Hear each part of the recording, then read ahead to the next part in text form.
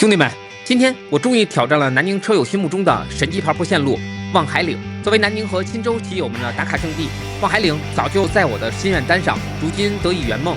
在南宁喜德盛旗舰店公平兄弟的带领下，我终于有机会去亲自感受这条传奇线路。早晨出发的我们，心里还是充满了好奇和激动，因为一直听说望海岭的爬坡难度较高，今天算是要真刀真枪的试一把了。望海岭这个名字在南宁骑行圈里可是如雷贯耳。别看它全长只有5公里，平均坡度却超过了8%，绝对是典型的环法2级坡。但正因为这样，它成为了无数车友心目中的必打卡线路。一路上，我的脑子里只想了一件事儿：能多久把这坡干到底？因为不仅是坡度，还有南宁特有的热浪，真是双重考验。我们一路沿着325国道骑行，这条线路真的不简单。一路上的大货车特别多，那些不减速的大车从你身边飞过，带起的风直往脸上拍，加上路肩上还有不少小碎石，稍不留神就可能会摔车。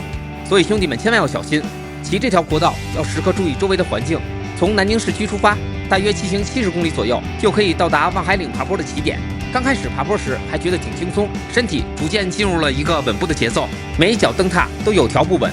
然而随着坡度慢慢的加大，事情就开始不一样了。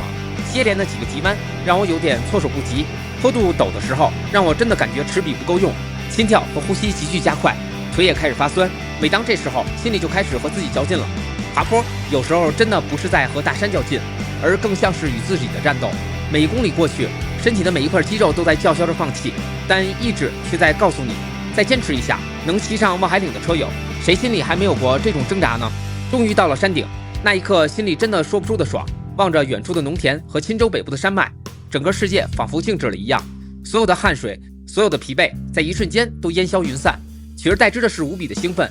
可以说每一位挑战望海岭的车友都是从痛苦和挣扎中走出来的。望海岭的风景会美到治愈心灵，那种开阔感让你觉得一切都值得。不妨在周末约上身旁的好友一起去挑战一下。望海岭不仅仅是一座山坡，更像是每一位骑行爱好者心中的试金石，它让你在挑战中认识到自己有多么坚强。最后有一些关于这条线路的建议给到大家。325国道上大货车特别的多，路肩的碎石也不少，容易爆胎或者摔车，骑行时一定要特别注意，尽量根据路面的情况随时调整骑行轨迹。南宁的天气说热就热，特别是夏天爬坡的时候，简直像在烤箱里，一定要带足水，防止中暑。最好选择早上温度稍低的时候出发，避开中午的大太阳。从南宁到望海岭的路上，虽然有不少便利店和补给点，但它们分布并不均匀。骑行途中一定要遵循能补就补的原则，特别是水，一旦补给跟不上，就很容易出现疲劳和各种身体状况。对于初学者来说，我并不建议独自前往，因为抵达这里的距离很长，容易出现体能不支的情况。爬坡相对普通车友来说算是比较困难的，如果在路上推车上山，会浪费大量的时间，所以想要挑战这里，尽可能找一些伙伴同行。